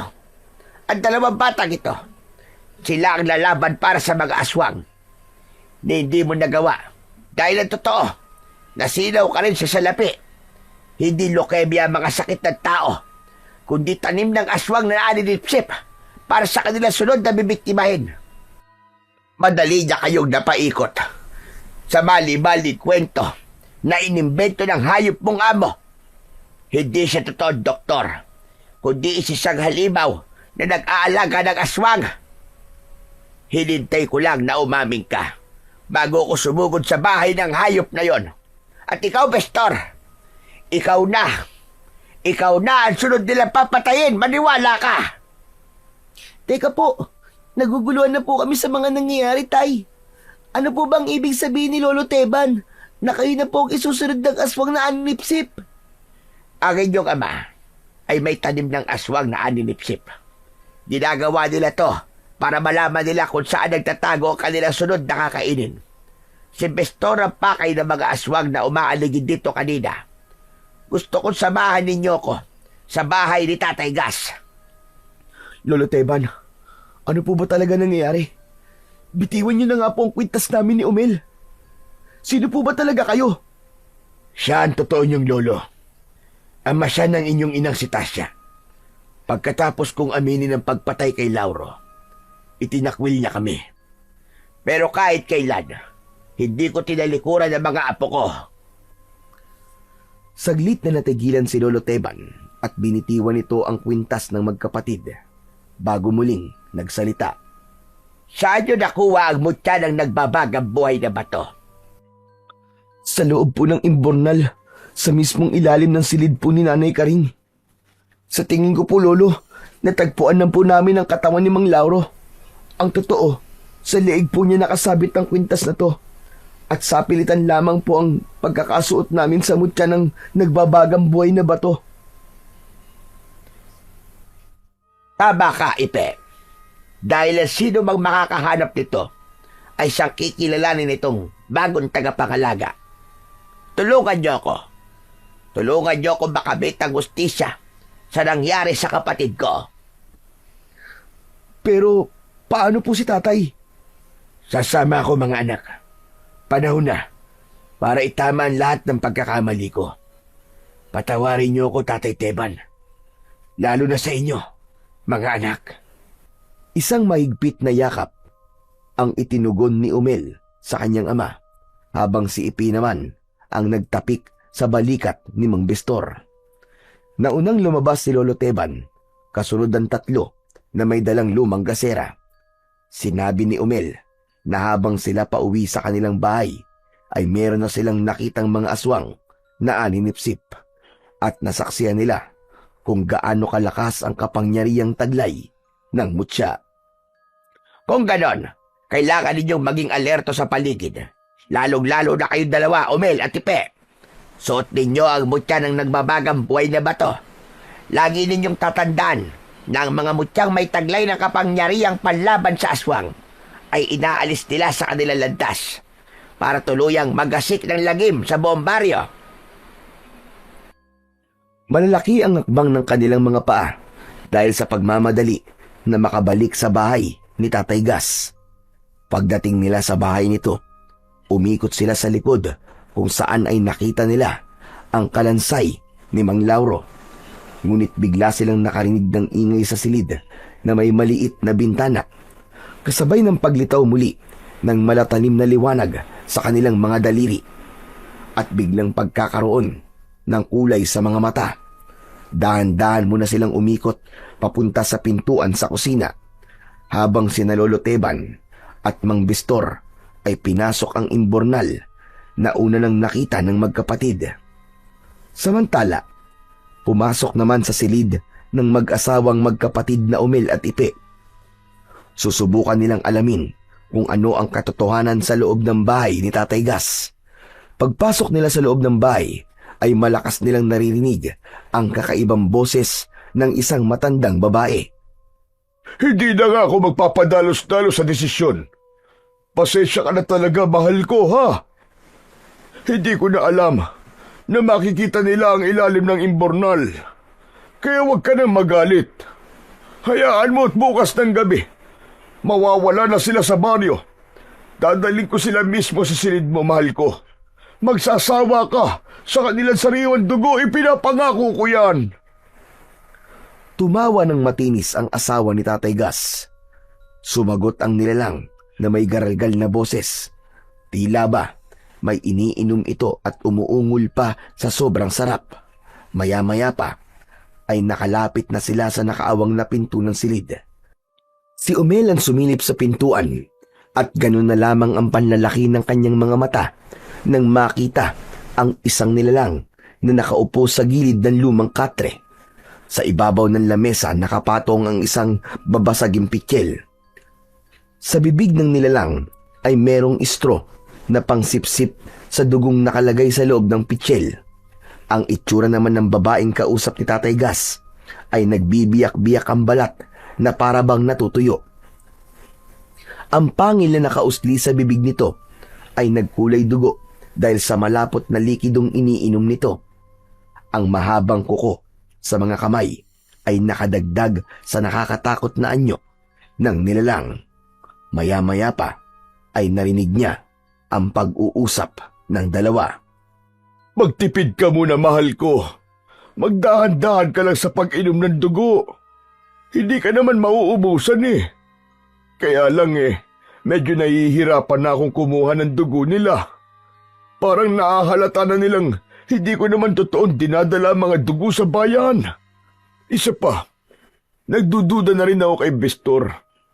Kaya ang dapat siguro iligpit na rin natin kasama ang mga anak niya. Natutup din na Umel at Ipe ang kanilang bibig nang marinig ang sinabi ni Tatay Gas, lalo na nang sumang-ayon ng aswang sa sinabi ng matanda. Saka lamang nila nalaman na ang dugong iniinom pala ng matanda ay sa dugong kinukuha ni Tatay Gas sa mga nagiging pasyente. Bagamat hindi niya nauunawaan, matatandaan na kapag sinabi ni Tatay Gas na may sakit na leukemia ang pasyente, lagi nilang sinasabing magpakuha ng dugo. Kailangan ng donasyon mula sa taong may sakit. Nasusuka si Umel sa kanyang natuklasan sa pagkatao ng mag-asawa, lalo na nang marinig nila ang sinabi ni Nanay Karing. Hindi na raw ito makakapaghintay sa mga donasyon. Sawang-sawa na raw itong uminom ng malamig na dugo. Ang gusto raw nito ay yung mainit at sariwa. Nang saktong lumingon ng aswang na babae sa gawin ng asawa, dumiretso ang titig ng mapula nitong mga mata sa pintuan na pinagtataguan ng magkapatid.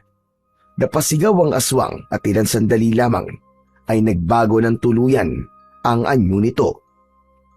Kuya, nakita nila tayo!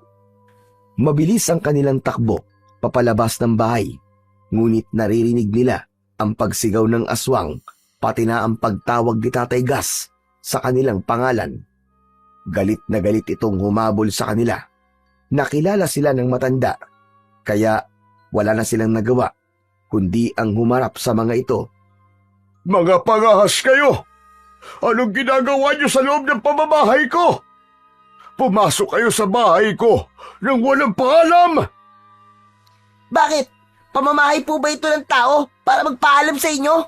Mga aswang kayo! Matagal na po ninyo kaming niloloko.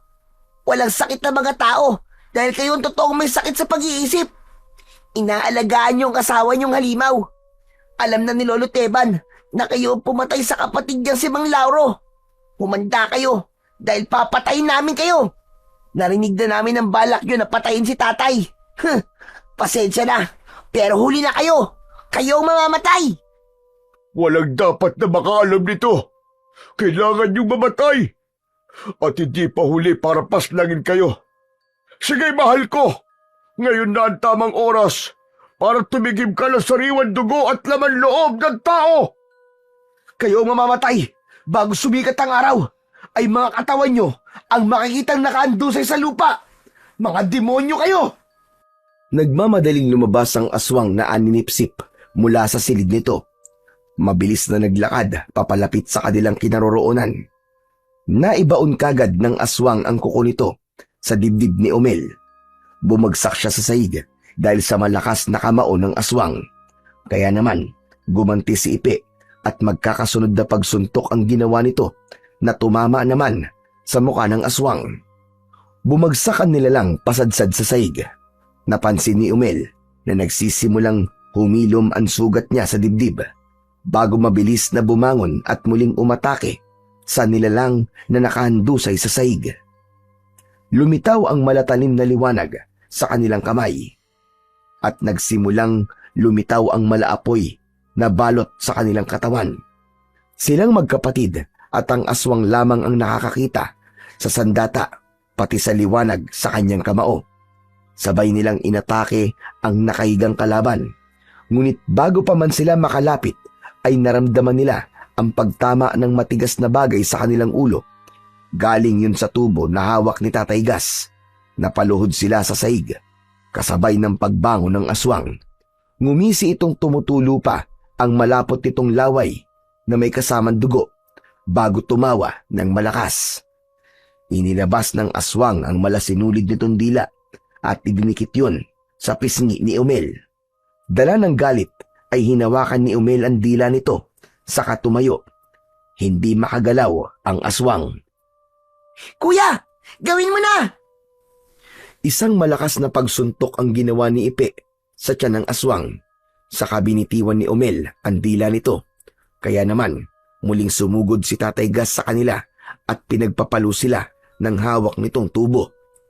Subalit, naiiwasan nila ang bawat pag-atake nito na hindi umaalis sa tabi ng nakahigang aswang. Maya-maya pa ay umalingaw-ngaw ang boses ng bagong dating na si Lolo Teban. Walang ano-ano ay bigla itong sumugod kay Tatay Gas. Nagpambuno ang dalawang matanda.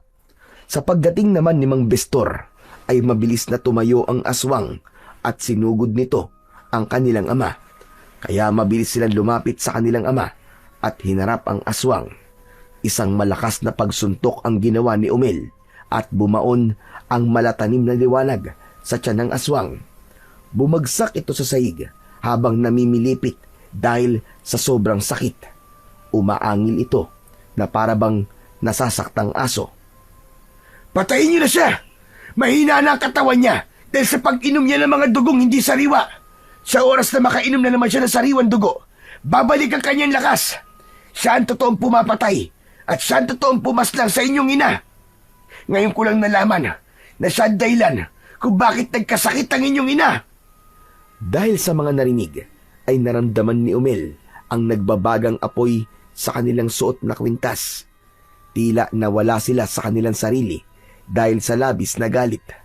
Magkasabay nilang pinagtulungan saksakin ng aswang hanggang sa masunog ang katawan ng nilalang. Nakita ni Tatay Gas ang ginawa ng magkapatid at galit na galit itong nagwawala sa pagkakahawak ng matanda. Tumulong si Mang Bestor sa paggapos sa kamay ni Tatay Gas bago sinuntok ang muka ni Tatay Gas. Hayop ka! Mabubulok ka ngayon sa kulungan. Dahil ako mismo ang magtuturo sa'yo na totoong pumatay sa kapatid ni Tatay Teban. Kahit na anong sabihin mo, walang maniniwala sa inyo. May maniniwala kay tatay. Dahil pati po kami ay magpapatunay na sa bahay nyo sa ilalim ng imburnal nakuha ang kalansay ni Mang Lauro. Hindi! Hindi! Pakawalan niyo ako! Pakawalan niyo ako rito! Hindi ka namin pakakawalan. Mapupunta ka sa impyernong kulungan ng mga taong katulad niyong walang puso. Pagsisihan niyo ang pagpatay niyo sa nanay namin. Pati ang pagpapanggap niyong doktor. Patong-patong ang haharapin mong kaso ngayon. Demonyo ka! Maraming salamat mga apo ko. Patawarin niyo ako kung ngayon lang ako nagpakilalang lolo ninyo. Masyado ko lang dinibdib ang nangyari sa kaisa-isa kong kapatid. Dahil ang buong akala ko noon, si Bestor talaga ang pumatay sa kanya. Mahal na mahal ko ang kapatid ko. Kaya ganito na lamang ang galit ko nang malaman kong patay na siya. Nagkatinginan sina Umel at Ipe dahil natauhan sila sa pagmamahalan ng dalawang magkapatid na kahit pinaghiwalay ng kamatayan ay ramdam na ramdam nila ang pagmamahal nito sa nawalay na kapatid. Dinala nila si Tatay Gas sa bayan kasama ang nakuha nilang kalansay. Ang mga kwintas ay muli nilang pinagdikit. Sinabi ni Lolo Teban na ang simbolo ng mutya ng nagbabagang buhay na bato ay magkapatid na kailanman ay hindi maghihiwalay. Ngunit dahil patay na ang may-ari ng kwintas, tuluyan nang ipinagkaloob sa kanila ang mutya. Si Tatay Gas naman ay pinarusahan ng habang buhay na pagkakabilanggo matapos na mapatunayang nagkasala ito. Naglaho ang salot na sakit ng leukemia na inakala nila noon ay totoo. Napatunayan na biktima lang din sila ng maling pagpapakalat ng pangalan ng sakit, kundi kagagawan lamang ni Tatay Gas upang malaya itong makakuha ng dugo mula sa mga tao. Bumalik sa pag-aaral si Umel, ganun din si Ipe. Pareho na nilang ginampanan ng trabaho bilang isang tubero. Sumikat si Umel dahil sa pagiging mahusay na tubero sa kanilang baryo. Buo niyang ipinagmamalaki na ang pagiging tubero ng kanyang ama ang naging dahilan kung bakit sila nakapag-aral. Nanatili ang katahimikan sa lugar habang sina Umel at Ipe ay nagmahalan at nagkaroon ng respeto sa bawat isa dahil ang magkapatid ay sumasalamin sa buhay ng maraming tao. May tampuhan, away at pagsasakitan ng damdamin ng bawat isa. Ngunit pagbali-baligtarin man ang mundo, ang kapatid ay kapatid. Sila ay karugtong ng mga buhay natin. At kahit kailan, ang ating kapatid ay hindi kailanman magiging pabigat sa ating mga buhay.